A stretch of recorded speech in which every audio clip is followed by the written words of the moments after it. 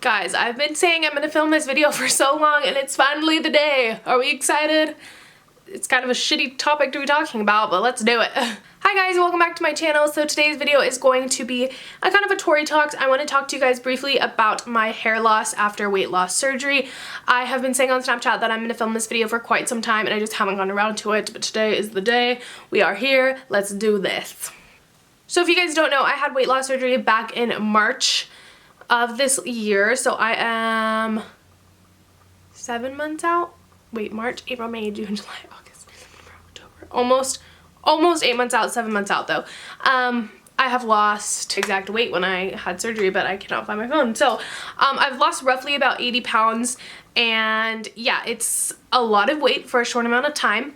And hair loss in general is something that weight loss patients deal with just because you are, one, your body's going through such a huge transformation losing all this weight, and on top of that, people who have had bariatric surgery tend to not be getting as much nutrients as they should be because we're eating less. My hair loss really didn't start occurring until about 4.5 months in, 5 months in. Actually, it probably was a little, like 5 to 6 months in, it was when I really started losing the bulk of my hair volume. And in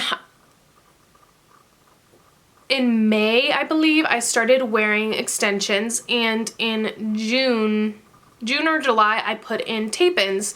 And when I had my blonde hair, that's when I had the extensions. So yeah, I had the tape-ins. I'm no beginner to hair extensions. I've been using hair extensions literally since I was a sophomore in high school, so it's nothing new and it was nothing abnormal to have to use extensions. I've always had pretty medium to thin hair, but my hair loss, I believe, started sooner than surgery, and I will get into that.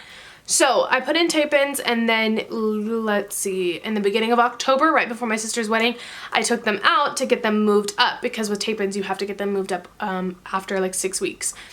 And it just so happened that right before my sister's wedding was my 6-week mark, so I got them taken out. And when she took them out, I had no freaking hair left. It was completely gone. My hair has thickened since that day, but it's still super thin.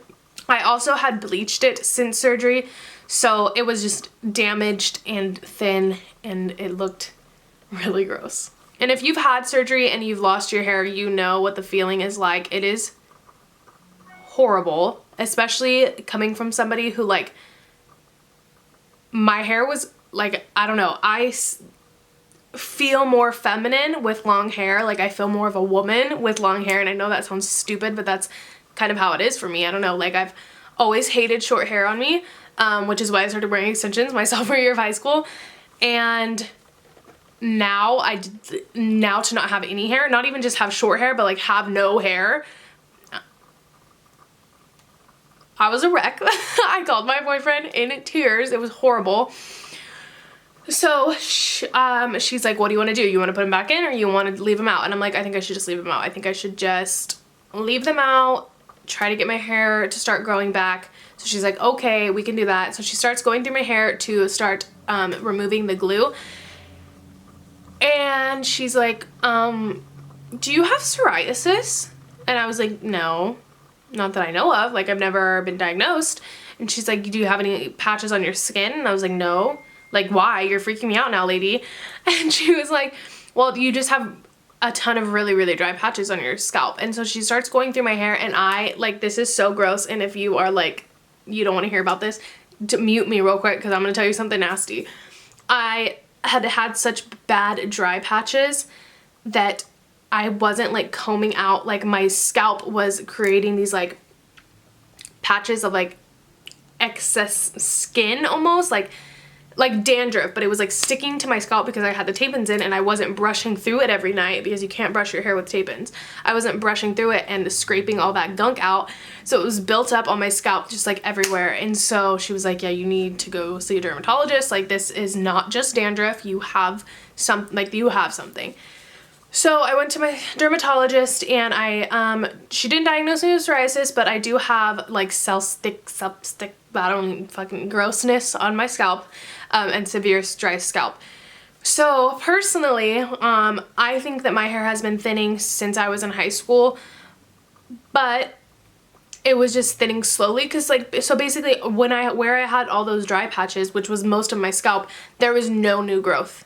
Everywhere else had new growth, nothing was growing in those like bald spots, dry spots. So I think that that's been happening for a while. I think that since high school is when I really noticed my severe like dandruff, and I just thought it was dry scalp. And I think that my hair has just not been growing new hair, it's just been growing the hair that I already had, if that makes sense.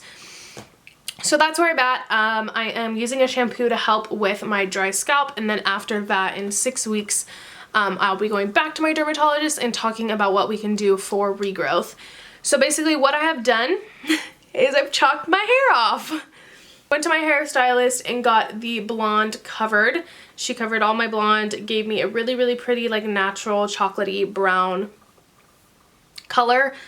We also did a blunt cut. Blunt cuts do help with the look of your hair. It does help it look a little bit fuller.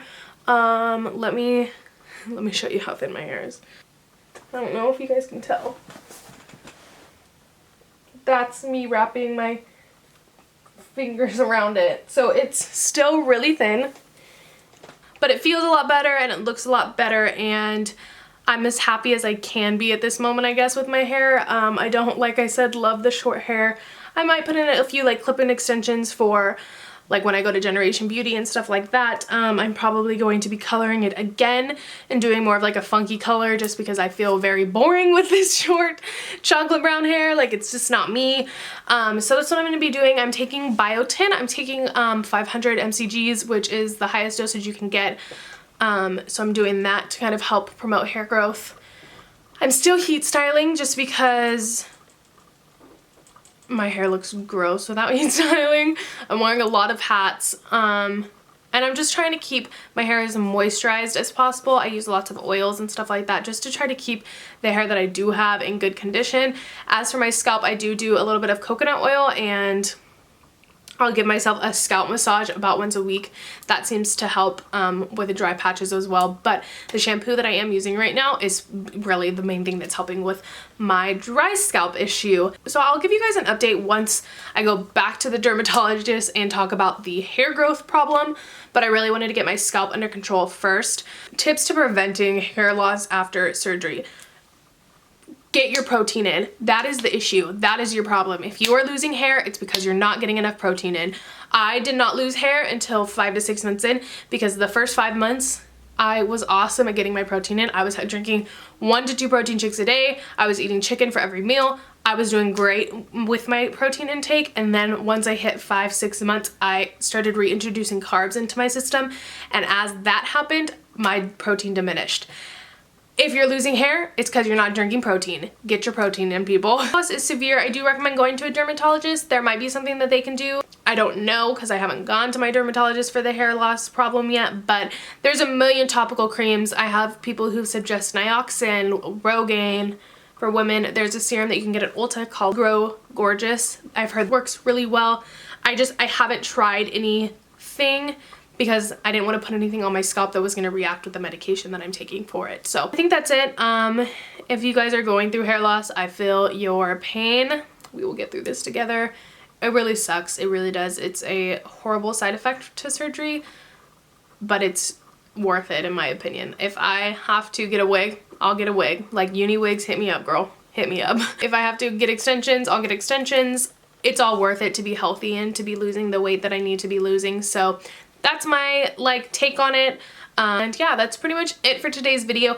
If you guys want to reach out, I have my email down below, but Snapchat is where most of you guys reach out to me on. I love getting your guys' snaps, and I will answer any questions there. Make sure to watch my other 3 videos. If you guys have a question about surgery in general, or my surgery and my surgery experience, I have 3 or 4 videos on weight loss surgery now, so I will link them down below. And make sure you watch those, because I probably answered your question in one of those videos. I think that that's it. I hope you guys have a great day or night wherever you may be. Remember, you're all beautiful human beings and worthy of love and happiness, and I will talk to you guys in my next video, and I'll talk to you guys later. Toodles.